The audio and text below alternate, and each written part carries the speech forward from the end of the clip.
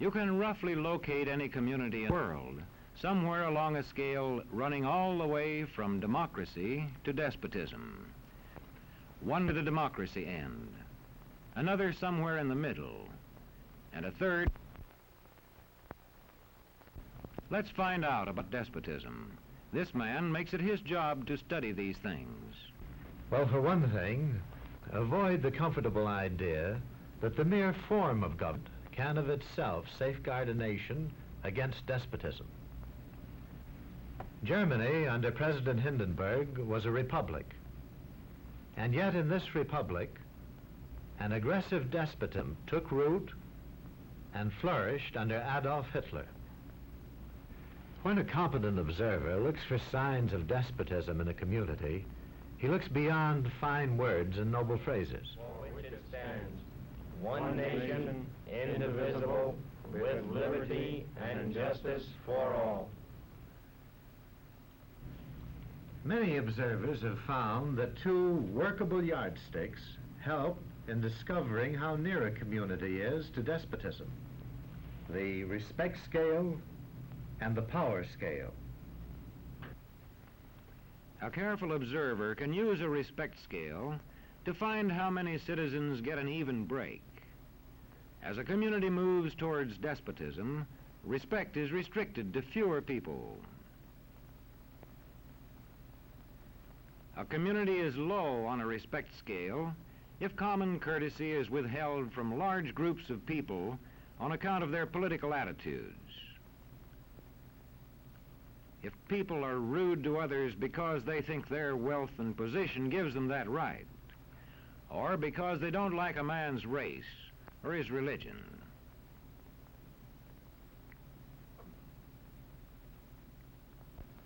Equal opportunity for all citizens to develop useful skills is one basis for rating a community on a respect scale. The opportunity to develop useful skills is important, but not enough. The equally important opportunity to put skills to use is a further test on a respect scale.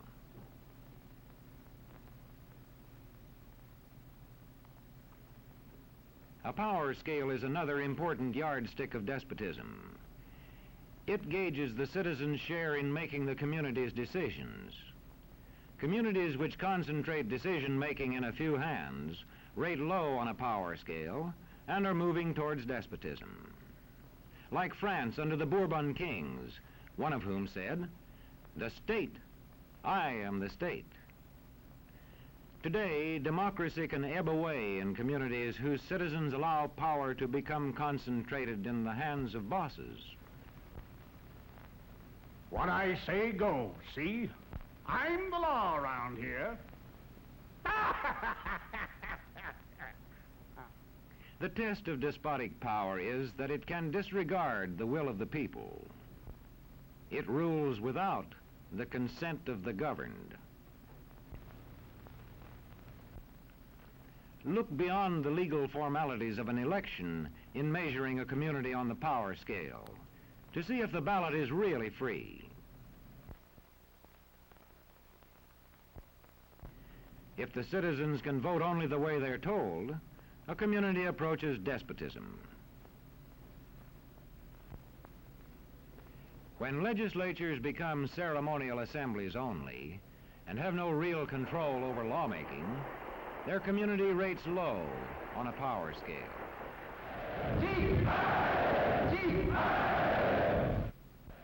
In a downright despotism, opposition is dangerous, whether the despotism is official or whether it is unofficial.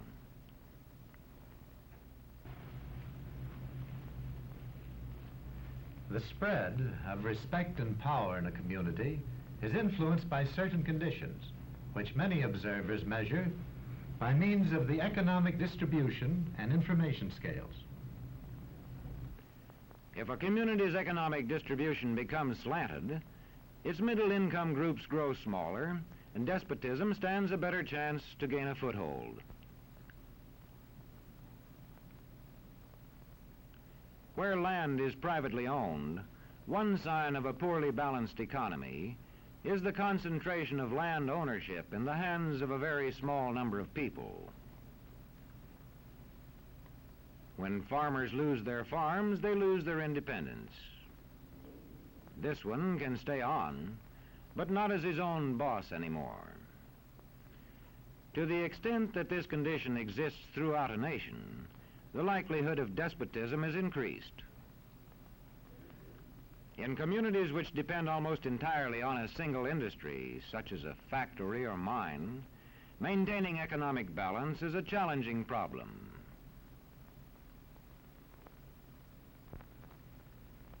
If this condition exists over the nation as a whole, so that the control of jobs and business opportunities is in a few hands, despotism stands a good chance.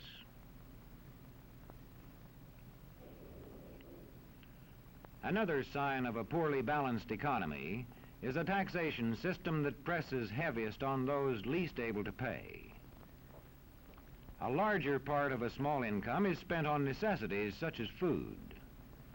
Sales taxes on such necessities hit the small income harder. In the days of the salt tax, feudal despotisms were partly sustained by this and other effects.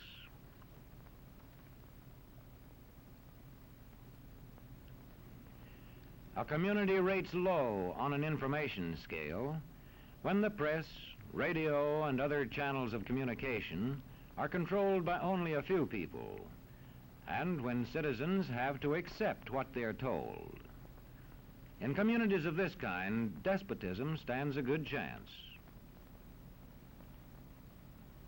See how a community trains its teachers.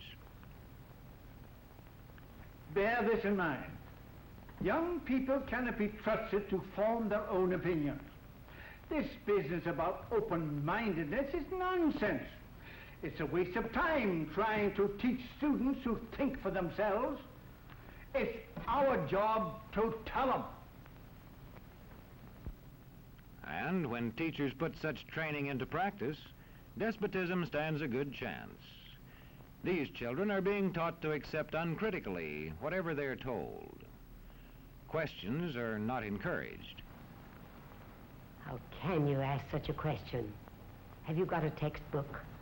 Yes, ma'am. Does it say here that our law courts are always just?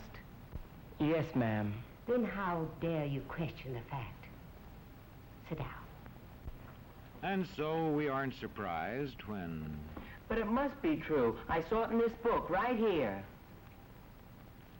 And if books and newspapers and the radio are efficiently controlled, the people will read and accept exactly what the few in control want them to. Government censorship is one form of control. A newspaper which breaks a government censorship rule can be suspended. It is also possible for newspapers and other forms of communication to be controlled by private interests. I thought I told you to kill that story. It'll cost us a lot of advertising. If that story goes out, I quit. All right.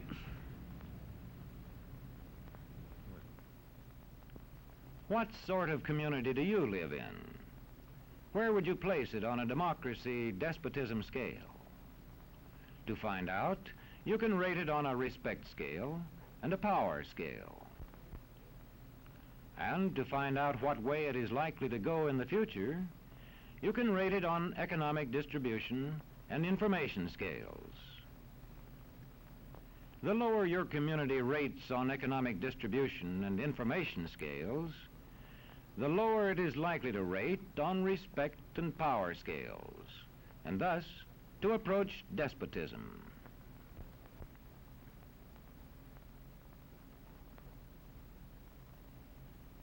What happens in a single community is the problem of its own citizens. But it is also the problem of us all, because as communities go, so goes the nation.